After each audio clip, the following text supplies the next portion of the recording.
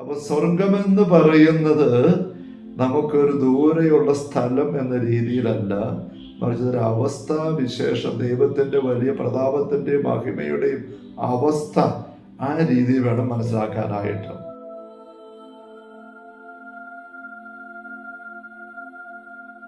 ഈശോ മിശിഹായ്ക്ക് സ്തുതിയായിരിക്കട്ടെ. ഈശ്വരന്റെ സ്നേഹിക്കപ്പെട്ട സഹോദരരെ, നിങ്ങൾ ഇപ്രകാരം പ്രാർത്ഥിക്കുവിൻ എന്നുള്ള ഒരു പൊതുശീർഷകത്തില് തിരുവചന വ്യാഖ്യാനങ്ങൾ തുടർച്ചയായിട്ട് കണ്ടുകൊണ്ടിരിക്കുകയാണല്ലോ. അതിന്റെ 14-ാമത്തെ സെഷനിലേക്ക് ഈശോയുടെ നാമത്തിൽ ഹൃദ്യമായ സ്വാഗതം. Hallelujah, hallelujah, hallelujah. സ്വർഗസ്ഥനായ ഞങ്ങളുടെ പിതാവേ എന്ന പ്രാർത്ഥനയുടെ ആദ്യത്തിലെ ആ സംബോധനയെ കുറിച്ച് നമ്മൾ ചിന്തിക്കുകയായിരുന്നല്ലോ. പിതാവേ എന്ന വാക്ക് നമ്മൾ ധ്യാനിച്ചു, ചിന്തിച്ചു. ഞങ്ങളുടെ അതിൽ നമ്മൾ ചിന്തിച്ചു. സ്വർഗസ്ഥനായ സ്വർഗമെന്ന് പറയുന്നത് എന്താണ്? സ്വർഗത്തെ സ്വർഗമാക്കുന്ന 3 കാര്യങ്ങൾ നമ്മൾ അനുസരിച്ച് കാണുകയുണ്ടായി. ഒന്ന്, ദൈവത്തിന്റെ വിശുദ്ധയുടെ മാലാഖമാരുടെ സാന്നിധ്യം. രണ്ടാമത്, അവിടെ നടക്കുന്ന നിരന്തര പ്രവൃത്തി, സ്തുതിപ്പ്, ദൈവസ്നേഹം അനുഭവിക്കുന്നു, ആരാധിക്കുന്നു, സ്തുതിക്കുന്നു, മഹത്വപ്പെടുത്തുന്നു. അതിന്റെ ഫലമായിട്ട് അവിടെ ഉണ്ടാകുന്ന അനുഭവം. മൂന്നാമത്തേത് നമ്മൾ കാണുകയുണ്ടായി, ആനന്ദം, സന്തോഷം, ഗാനം ആലപിക്കുന്നു, ചാർപ്പ് വിളിക്കുന്നു. അതാണ് സ്വർഗത്തിന്റെ അനുഭവ ചിത്രം. ഇനി ഇങ്ങനെ നമ്മൾ ചിന്തിക്കുമ്പോൾ ഈ സ്വർഗം എവിടെയാണ്? അങ്ങ് ദൂരെ എവിടെയോ. നമുക്ക് എവിടേക്ക് എങ്ങനെ എത്താൻ പറ്റും? ഇതേപ്പറ്റി സഭ എന്താ പഠിപ്പിക്കുന്നത്? സഭയുടെ മതബോധന ഗ്രന്ഥത്തില് 2794 ഖണ്ഡികയില് നമ്മൾ ഇങ്ങനെ വായിക്കുകയാണ്. വിശുദ്ധ ഗ്രന്ഥത്തിലെ സ്വർഗസ്ഥനായ എന്നുള്ള ഈ പ്രയോഗം ഒരു സ്ഥലത്തെ അല്ല, അവസ്ഥയാണ് സൂചിപ്പിക്കുന്നത്. Not space, but situation. ഒരു അവസ്ഥയാണ്. നമ്മൾ ദൈവരാജ്യം അല്ല സ്വർഗരാജ്യം എന്ന് പറയുന്നതിനെ കുറിച്ച് ചിന്തിക്കുമ്പോഴും അതൊരു സ്ഥലമല്ല, മറിച്ച് അതൊരവസ്ഥയാണ്. ദൈവരാജ്യം എന്ന് പറയുന്നത് ദൈവത്തിന്റെ ഭരണം എന്ന കൃത്യം, റേഞ്ഞും ദേയ് എന്ന കൃത്യമായിട്ട് തിരി പറയുമ്പോൾ റേഞ്ഞും ദേയ്, റെയിൻ ഓഫ് ഗോഡ്, ഭരണം, ദൈവം ഭരിക്കുന്ന അവസ്ഥയിലുള്ളവരാണ് ദൈവരാജ്യ അല്ല സ്വർഗരാജ്യ അവസ്ഥയിലുള്ളത്. അപ്പോൾ സ്വർഗം, ദൈവരാജ്യം എന്ന് പറയുന്നത് ഒരു ടെറിട്ടറി കൺസെപ്റ്റ് അല്ല. ടെറിട്ടറി എന്നൊക്കെ പറയുന്നത് നമ്മുടെ ഭൗതിക ലോകവുമായി ബന്ധപ്പെട്ടതാണ്.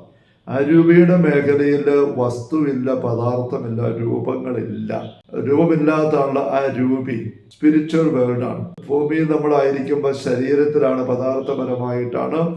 ഈ പദാർത്ഥങ്ങളുടെ ചലനം, അതിനെ വിഭജിച്ചുകൊണ്ട് കൗണ്ട് ചെയ്തുകൊണ്ട് നമ്മൾ ചിന്തിക്കുന്നിടത്താണ് സമയം എന്നുള്ളൊരു ആശയം ഉണ്ടാകുന്നത്.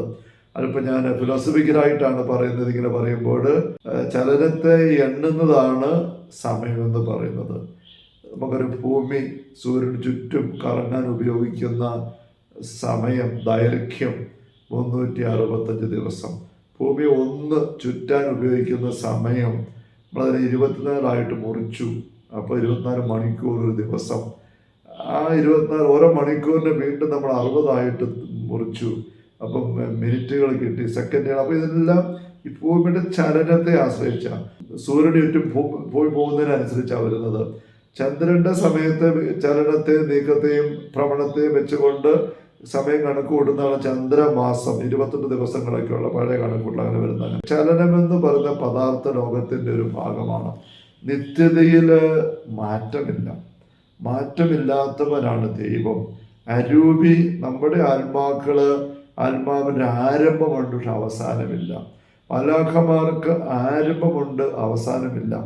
ദൈവത്തിന് ആരംഭവും ഇല്ല, അവസാനവും ഇല്ല. ദൈവം മാത്രമേ അങ്ങനെയുള്ളൂ. അപ്പൊ ഇതാണ് നിത്യത. അതുകൊണ്ടാണ് ഒരു ആത്മാവിന്റെ നാശം എന്ന് പറയുന്നത് നമുക്കൊരിക്കലും ഭൂമിയുടെ രീതിയിൽ കണക്കാക്കാൻ പറ്റത്തില്ല. യേശു പറഞ്ഞില്ലേ, ലോകം മുഴുവനും നേടിയാലും നിന്റെ ആത്മാവ് നഷ്ടപ്പെട്ടാൽ എന്ത് പ്രയോജനം? ലോകം മുഴുവനേക്കാൾ വിലയുണ്ട് ഒരാത്മാവിന്റെ വില അതിനധികമാണ്. കാരണം ലോകം കടന്നു പോകും, സൂര്യൻ ഇരുണ്ടു പോകും, നക്ഷത്രങ്ങൾ നിലംപതിക്കും. ശാസ്ത്രം പറയുന്നുണ്ട്, സ്പേസിലേക്ക് നോക്കുമ്പോൾ ബ്ലാക്ക് ഹോൾസ് ഉണ്ട്. അത് നക്ഷത്രങ്ങൾ ഇങ്ങനെ ഇരുണ്ടു പോയത്, കത്തി തീർന്നു പോയതൊരു കരി ഇരുണ്ട കുഴിയായിട്ട് അതുകൊണ്ട് അങ്ങനെ കാണപ്പെടുന്നു. അവിടെ നിന്നും പുറത്തേക്ക് വരുന്നില്ല. അത് തീർന്നു പോയ നക്ഷത്രങ്ങളാണെന്നാണ്. സൂര്യന് നമുക്കറിയാമല്ലോ, കത്തിക്കൊണ്ടിരിക്കുന്ന പിണ്ഡമാണ്. കത്തിക്കൊണ്ടിരിക്കുന്ന പിണ്ടമാണ്. നമ്മൾ കമ്പിത്തിരി കത്തിച്ചാൽ അത് കത്തിക്കൊണ്ടേയിരിക്കും, ചിരട്ട കത്തിച്ചാൽ കത്തിക്കൊണ്ടേയിരിക്കും. എത്ര നേരം കത്തും? ആ പദാർത്ഥം തീരുന്നിടം വരെ. അതിനപ്പുറം പിന്നെ കത്താൻ പറ്റത്തില്ല. കമ്പിത്തിരിയിലുള്ള കരിമരുന്ന് കത്തി തീരുന്നിടം വരെ ജ്വലിച്ച് കത്തും. അത് തീർന്നു കഴിയുമ്പോൾ ഒരു കരിത്തണ്ടായിട്ട് അത് നിൽക്കും എന്ന് പറഞ്ഞതുപോലെ ചിരട്ട കത്തി കഴിയുന്നിടം വരെ അത് കത്തും. അതിൻ്റെ പദാർത്ഥം തീരുമ്പോൾ പിന്നെ അത് കരിയായിട്ട് അവശേഷിക്കും. സൂര്യനിലെ പിണ്ടം മുഴുവൻ കത്തിക്കൊണ്ടിരിക്കുകയാണ് ആ പദാർത്ഥം. ആ കത്തുന്നതിൻ്റെ ചൂടാണ്, പ്രകാശമാണ് നമുക്ക് സൂര്യപ്രകാശം കിട്ടുന്നത്. ഇതാണ് യാഥാർത്ഥ്യം, നമുക്കറിയാമല്ലോ. അപ്പം ഇത് കത്തി തീരും ഒരു ദിവസം. ഭീമമായ പിണ്ടമായതുകൊണ്ട് സമയമെടുക്കും, പക്ഷെ അത് തീരും. അപ്പോൾ അത് അവസാനം കരിക്കട്ടയായിട്ട് മാറും, ഇരുണ്ടു പോകും. അപ്പോൾ വചനത്തിന് സിമ്പിളായിട്ട് സൂര്യൻ ഇരുണ്ടു പോകും എന്ന് പറയുന്നത് ശാസ്ത്രീയമായിട്ട് വളരെ കറക്റ്റാണ്. പദാർത്ഥ ലോകത്തിൻ്റെ ഏറ്റവും കൂടിയ കാര്യങ്ങൾ പോലും, വലിയ കാര്യങ്ങൾ പോലും തീർന്നു പോകുന്നതാണ്. അതേസമയം അരൂപിയുടെ ലോകത്തിലുള്ള കുഞ്ഞു കാര്യങ്ങൾ പോലും നിലനിൽക്കുന്നതാണ്. അവിടെ നിസ്സാര വ്യക്തിയുടെ ആത്മാവും നിത്യതയിൽ നിലനിൽക്കാനുള്ളതാണ്. അവിടെ ഒരാത്മാവ് നരകത്തിൽ നശിക്കാന്ന് വെച്ചാൽ അതിന് പകരം വെക്കാവുന്ന പരിഗണിക്കാവുന്ന ഒരു നഷ്ടവുമില്ലേ ഭൂമിയിലേത്. ലോകം മുഴുവനും നീ നേടിയെടുത്ത് കൈ പിടിച്ചാൽ തീർന്നു പോകും. നമ്മുടെ ശരീരത്തിലായിരിക്കുമ്പോൾ നമുക്ക് അനുഭവിക്കാൻ പോലും പറ്റുള്ളൂ. ശരീരം തന്നെ തീർന്നുകൊണ്ടിരിക്കുക. നമുക്ക് ഓരോരുത്തർക്കും അറിയാം, നമ്മുടെ തന്നെ ശരീരം പ്രായം മുന്നോട്ട് വരുന്നതനുസരിച്ച് രോഗങ്ങൾ പിടിക്കുന്നതനുസരിച്ച് തീർന്നുകൊണ്ടിരിക്കുക. ഇനി ഒരു പ്രായാധിക്യമോ രോഗമോ ഒന്നും ഇല്ലെങ്കിൽ പോലും അപകടം ഉണ്ടായിക്കൊണ്ട് തീർന്നു. ഇതിൻ്റെ ജീവൻ പോയി കഴിഞ്ഞാൽ നമുക്കറിയാം 24 മണിക്കൂർ പോലും വെച്ചുകൊണ്ടിരിക്കാൻ പറ്റത്തില്ല. കുളിച്ച് മൂടി ഇട്ടേ പറ്റൂ, ചീഞ്ഞ അഴിയാൻ തുടങ്ങും, അത്രേ ഉള്ളൂ. അപ്പം ഇങ്ങനെയുള്ള ഈ ശരീരത്തിന് ചുറ്റുമുള്ള ഈ പദാർത്ഥ രോഗം അതൊക്കെ എത്ര നിസ്സാരമാണ്. പരവിയുടെ മേഖലയിലാണ് ഈ നിത്യതയുടെ കൺസെപ്റ്റ് വരുന്നത്. നമ്മൾ പറഞ്ഞു വന്നത് ദൈവരാജ്യം, സ്വർഗം എന്നൊക്കെ പറയുന്നത് ഒരു സ്ഥലപരമായ ആശയമല്ല എന്ന് സഭ CCCയിൽ 2794 പഠിപ്പിക്കുകയാണ്. ഇതൊരു അവസ്ഥയെ സൂചിപ്പിക്കും. നമ്മൾ ആയിരിക്കുന്ന ഒരു അവസ്ഥയാണ്. അപ്പോൾ ഇതൊരു അനുഭവമാണ്. അത് നമ്മുടെ ഉള്ളിലുള്ള അനുഭവം എന്ന് പറയാൻ പറ്റുകയല്ല. നമ്മുടെ ഉള്ളെന്ന് പറയുമ്പോൾ ശരീരത്തിലേക്ക് സൂചന പോകും. ശരീരം തീർന്നു പോകുന്നതാണ്. ശരീരം തീർന്നു പോകുമ്പോൾ നമ്മുടെ ആത്മാവ് നിലനിൽക്കും. ആന്തരിക മനുഷ്യ അരൂപി ആത്മാവ് നിലനിൽക്കത്തിലേക്ക് കടന്നു പോകും. നിത്യത്തിലുണ്ട്. ആത്മാവ് അനുഭവിക്കുന്ന ഒരു അവസ്ഥ വിശേഷമാണ്. ആ തരത്തിലാണ് സ്വർഗം എന്ന ആശയം വരുന്നത്. അത്ര നമ്മളൊന്ന് മനസ്സിലാക്കിയിരിക്കുക. അപ്പൊ അതുകൊണ്ട് അടുത്ത വാക്യം പറയുകയാണ്, അതുകൊണ്ട് ഈ സ്വർഗസ്ഥനായ ഞങ്ങളുടെ പിതാവേ എന്നുള്ള വിളിയില് സ്വർഗം എവിടെയാണ്? ദൂരെയുള്ള ഒരു സ്ഥലം എന്നുള്ളതല്ല. ഇതിപ്പോ നല്ലപോലെ മനസ്സിലാക്കണം. ദൂരെയുള്ള ഒരു സ്ഥലം കൊണ്ട് പറയാണ്, ഇത് സ്വർഗസ്ഥനായ പിതാവ് എന്ന് വിളിക്കുമ്പോൾ ദൈവത്തിന്റെ അകൽച്ചയല്ല, അവിടുത്തെ പ്രതാപത്തെയാണ് കാണിക്കുന്നത്.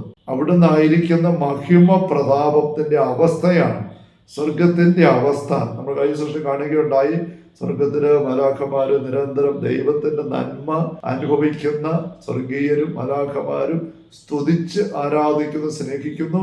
അതിന്റെ ഫലമായി അവരെല്ലാം ആനന്ദം നിറയുകയാണ്, സന്തോഷം നിറയുകയാണ്, ദൈവിക തേജസ് നിറയുകയാണ്. മോശ മലമുകളില് ദൈവത്തോട് കൂടെ ആയിരുന്നപ്പോൾ 40 ദിവസം ആയിരുന്നപ്പോൾ ദൈവികമായ തേജസ് ചൈതന്യം മോശയിലേക്ക് നിറഞ്ഞിട്ട് മോശയുടെ മുഖം പോലും തേജസ്സുള്ളതായിട്ട് മാറി. ഇറങ്ങി വരുമ്പോൾ അഹ്റോനും ജോഷുവയ്ക്കും ജനങ്ങൾക്കും ഒന്നും മോശയുടെ മുഖത്തോട്ട് നോക്കാൻ പറ്റുന്നില്ല. അങ്ങനെ വിഷമിക്കുന്ന കണ്ട് മോശ ഒരു മുഖം മൂടി കൊണ്ട് മുഖം മറച്ചുവെന്നാണ്. എന്നിട്ടേ സംസാരിക്കാൻ അവർക്ക് പറ്റുമായിരുന്നുള്ളൂ. ഈശോ താബോർ മലയില് പ്രാർത്ഥിക്കുമ്പോൾ ദൈവത്തോട് കൂടെ ആയിരിക്കുന്ന അവസ്ഥയിൽ പൂർണ്ണ മനുഷ്യനായിട്ട് ദൈവം വസിക്കുന്നതാണ് ഈശോ. നമുക്കറിയാം, ഭൂമി ജീവിച്ചാണ് ഈശോ. മനുഷ്യനായ ഈശോ പ്രാർത്ഥനയിൽ ആഴപ്പെട്ടപ്പോൾ ദൈവസാന്നിധ്യം വന്നു. അപ്പോൾ രൂപാന്തരപ്പെട്ടു, വസ്ത്രം പോലും ശോഭിച്ചു എന്ന് സുവിശേഷന്മാർ എടുത്തു പറഞ്ഞിരിക്കുക കണ്ട ആൾക്കാർ. പത്രസഭ ഞങ്ങൾ ആ മലയിൽ ഉണ്ടായിരുന്നു. ഞങ്ങളിത് വിവരിക്കുന്നത് ചുമ്മാ കേട്ട കഥകളെ കുറിച്ച് കൽപ്പിത കഥകളെ വെച്ചൊന്നുമല്ല. ഞങ്ങൾ ആ മലയിൽ വിശുദ്ധ മല ഉണ്ടായി, ഞങ്ങൾ അവന്റെ പ്രതാപം ഞങ്ങൾ കണ്ടതാണ്, മഹിപ്രതാപം കണ്ടതാണ്. എന്നിട്ടാണ് ഞങ്ങളിത് പങ്കുവെക്കുന്നത്. പത്രസഭസ്ഥരുണ്ട് 2-ാം ലേഖനം 1-ാം അധ്യായം 17-18 തിരുവചനങ്ങളാണ്. അപ്പൊ സ്വർഗമെന്ന് പറയുന്നത് നമുക്കൊരു ദൂരെയുള്ള സ്ഥലം എന്ന രീതിയിലല്ല, മറിച്ച് ഒരു അവസ്ഥ വിശേഷം, ദൈവത്തിന്റെ വലിയ പ്രതാപത്തിന്റെയും മഹിമയുടെയും അവസ്ഥ. ആ രീതിയിൽ വേണം മനസ്സിലാക്കാനായിട്ട്. നമുക്കതേപ്പറ്റി കൂടുതലായിട്ട് വലിയ സെഷനിൽ ചിന്തിക്കാം. Hallelujah, hallelujah. കർത്താവ് ഈശോ മിശിഹായുടെ സമൃദ്ധമായ കൃപയും അനുഗ്രഹങ്ങളും പിതാവായ ദൈവത്തിൻ്റെ അവർണ്ണനീയമായ സ്നേഹവും പരിശുദ്ധാത്മാവായ ദൈവത്തിൻ്റെ നിരന്തരമായ സഹവാസവും നമ്മളെല്ലാവരും കൂടെ ഉണ്ടായിരിക്കട്ടെ, ഇപ്പോഴും എപ്പോഴും എന്നേക്കും. ആമേൻ. ഈശോ മിശിഹായ്ക്ക് സ്തുതിയായിരിക്കട്ടെ.